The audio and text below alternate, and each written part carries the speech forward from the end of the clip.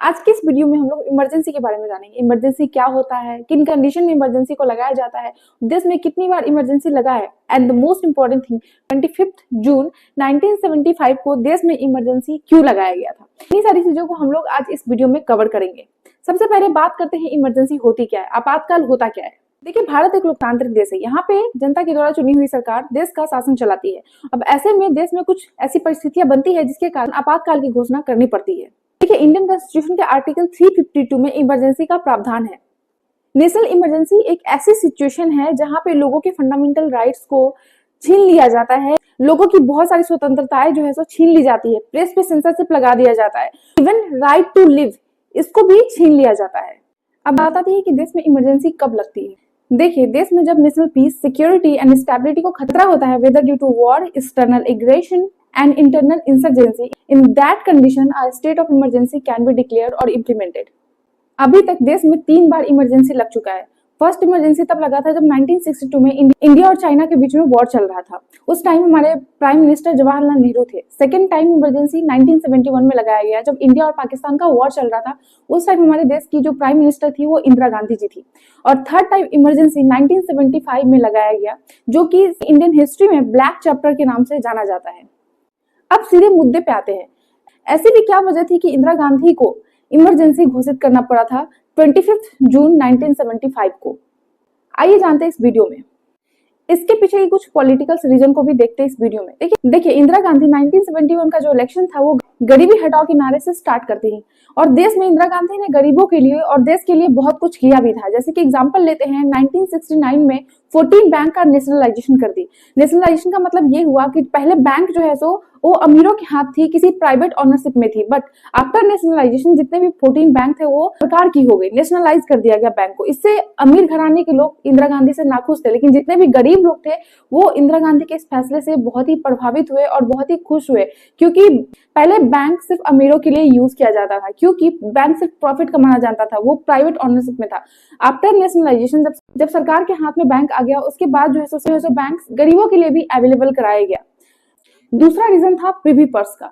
देखिए, जब हमारा देश आजाद हुआ था उस टाइम में जितने भी राजघराने थे उनको एक लाने के लिए सरकार ने एक प्रिवी पर्स चलाया था। उसके अनुसार जितने भी राजघराने थे उनको कुछ भत्ता दिया जाता था। तो इंदिरा गांधी ने प्रिवी पर्स को खत्म कर दिया, प्रिवी पर्स को बंद करने का ऐलान किया। दूसरा ये रीजन हो गया। तीसरा रीजन था इंडिया पाकिस्तान का जो वॉर हुआ था उसमें जो इमरजेंसी लगाई गई थी वो इंदिरा गांधी के द्वारा लगाई गई थी, जिसमें इंडिया की जीत हुई थी। उस टाइम में भी इंदिरा गांधी लोगों की नजर में बहुत ही पॉपुलर नेता बन गई थी। तो ये सारे वजह थे जिसकी वजह से इंदिरा गांधी गरीबों का मसीहा कही जाने लगी और गरीबों के बीच में बहुत ही पॉपुलर हुई। यही कारण है कि जब मार्च 1971 में लोकसभा इलेक्शन हुआ, उस टाइम में इंदिरा गांधी को एक ह्यूज विक्ट्री मिली। वो 518 सीट्स में से टोटल 352 सीट्स वो हासिल की लोकसभा इलेक्शन। अब ये तो इंदिरा गांधी की पॉपुलैरिटी की बात हुई, जहां पे इंदिरा गांधी ने बहुत सारे रोल प्ले किए। जहां इंदिरा गांधी को गूंगी गुड़िया के नाम से जाना जाता था, वहां पे इंदिरा गांधी को आयरन लेडी एंड दुर्गा जैसे नामों से संबोधित किया गया। 1975 में जो इमरजेंसी लगी थी उसके पीछे कोई एक वजह नहीं थी, उसके पीछे बैकग्राउंड में बहुत सारी घटनाएं जो है सो साथ में चल रही थी, जिसके कारण इंदिरा गांधी को ये स्टेप उठाना पड़ा। पहला रीजन था इकोनॉमिक क्राइसिस। देखिए, 1973 में जो है सो वर्ल्ड क्राइसिस आया, उसका इफेक्ट पूरे वर्ल्ड पे पड़ रहा था, तो इंडिया पे भी उसका इफेक्ट पड़ा।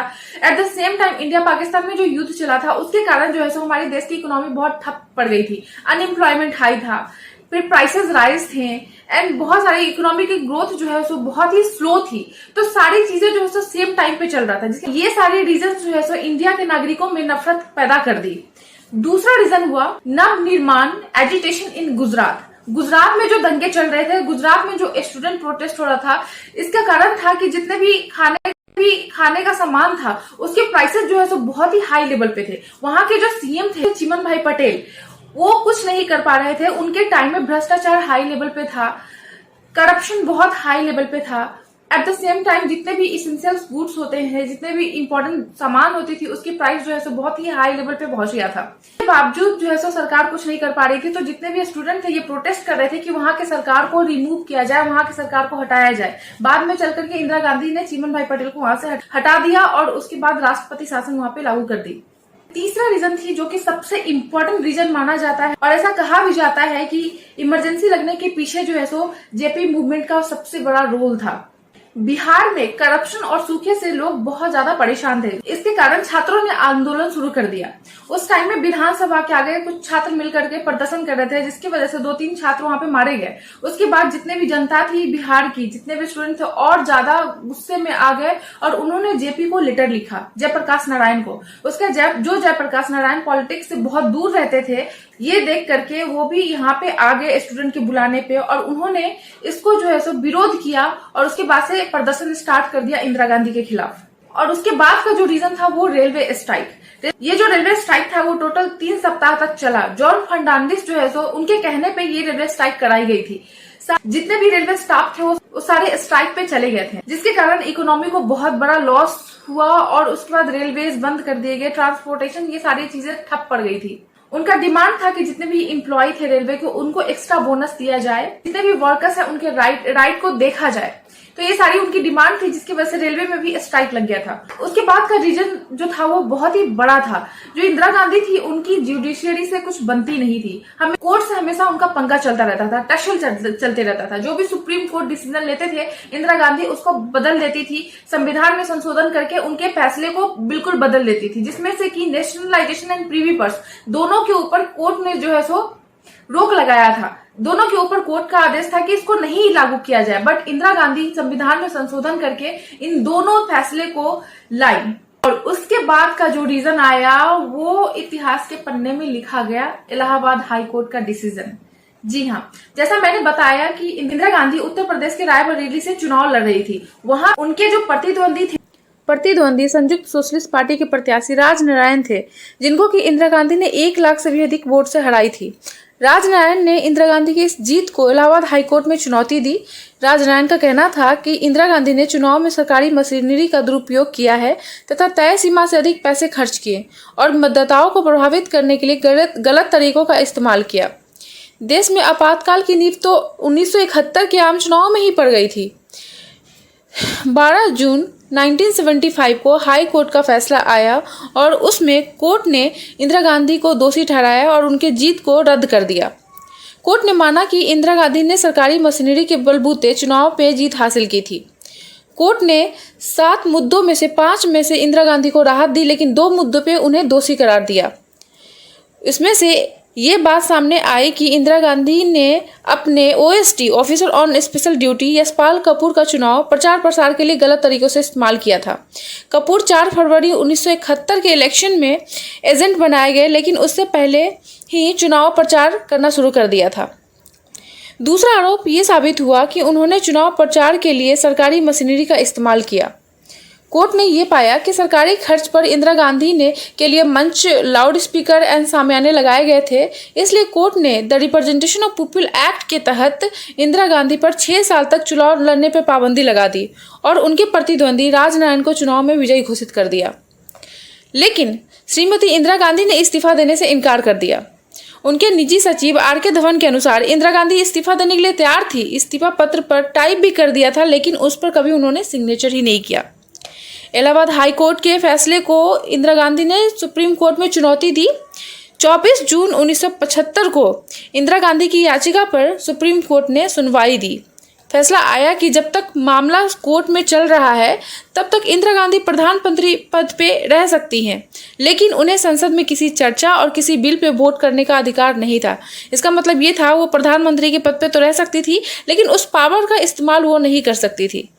उसके बाद इंदिरा गांधी को ये चीज़ें बहुत ही शॉक कर गई, उनको शॉक लगा। इतना सब होने के बाद 25 जून 1975 को जयप्रकाश नारायण दिल्ली के रामलीला मैदान में बड़ी रैली निकाली। इसमें लाखों लोग उनको सुनने आए थे। जयप्रकाश ने सेना और पुलिस से सरकार के आदेश न मानने की अपील कर रहे थे। उस जगह एक साथ इतने लोग अब कभी भी नहीं आए थे उस रामलीला मैदान में। उसी टाइम में JP हुंकार भर रहे थे, इंदिरा गांधी के खिलाफ जो है सो बहुत प्रदर्शन कर रहे थे। JP ने उस टाइम बुलंद आवाज में रामधारी सिंह दिनकर की पंक्ति पढ़ी, सिंहासन खाली करो कि जनता आती है। और उनको सुनने के लिए जितनी भीड़ आई हुई थी, लोगों में इंदिरा गांधी के लिए नफरत उतनी ही पैदा हो गई थी। ये सारी चीज़ें देख करके इंदिरा गांधी को बहुत ही घबराहट हो रही थी कि अब क्या करे। उसके बाद इंदिरा गांधी ने बंगाल के CM सिद्धार्थ शंकर रे को बुलाया और ये सारी चीज़ें उनको बताई कि देश में जो है सो आंतरिक अस्थिरता पैदा हो गई है। उनको डर था कि तख्ता पलट ना कर दिया जाए, क्योंकि लोगों में गुस्सा फूट कर भरा हुआ था। तो देखिए, इमरजेंसी 3 कंडीशन पे ही लगाया जा सकता है, या तो फिर वॉर हो, या फिर एक्सटर्नल एग्रेशन हो, या फिर इंटरनल इंसर्जेंसी हो। तो तीसरा जो रीजन था इंटरनल इंसर्जेंसी का, जिसमें कि आंतरिक अस्थिरता दिख रहा था उनको, कि चारों तरफ से लोग, जितने भी देश में लोग थे, उनको घेर रहे थे। उनके जो प्रतिद्वंदी थे, जो अपोजिशन में थे, बार बार इंदिरा गांधी के खिलाफ प्रदर्शन कर रहे थे, जयप्रकाश नारायण प्रदर्शन कर रहे थे। तो ये सारी चीज़ें देख करके उनको एक बहाना मिल गया कि देश में अशांति हो रही है, देश में आंतरिक अस्थिरता बढ़ रहा है, जिससे सिद्धार्थ शंकर रे ने उनको ये सजेशन दिया कि आप इंटरनल इंसर्जेंसी के आधार पे जो है सो देश में आपातकाल इमरजेंसी घोषित कर सकती हैं। और होना क्या था, उसी दिन 25 जून 1975 के रात में ही ये तय हो गया कि अब देश में जो है सो इमरजेंसी लगाई जाएगी। इंदिरा गांधी प्रेसिडेंट से जाकर के साइन करवाती है। उस टाइम जो प्रेसिडेंट थे वो फखरुद्दीन अली अहमद थे। उन्होंने साइन किया और उनके द्वारा ही इमरजेंसी जो है सो घोषित किया गया। उसके बाद मॉर्निंग में 26 जून 1975 को मॉर्निंग में इंदिरा गांधी ने, भाइयों और बहनों, राष्ट्रपति जी ने आपातकाल की घोषणा की है। इससे आतंकित होने का कोई कारण नहीं है। आप सभी गहरे और व्यापक षड्यंत्र से अवगत होंगे जो उस समय से रचा जा रहा है। तो यही सारे रीजन थे जिसके कारण जो है सो आपातकाल लगाया गया था। अब आपातकाल के टाइम में क्या क्या हुआ उसके बारे में हम पार्ट 2 में डिस्कशन करेंगे। मेरे वीडियो में बने रहने के लिए थैंक यू सो मच। अगर आपको वीडियो अच्छा लगा तो प्लीज मेरे चैनल को सब्सक्राइब करें। मिलती हूँ मैं आपसे इमरजेंसी के नेक्स्ट पार्ट में।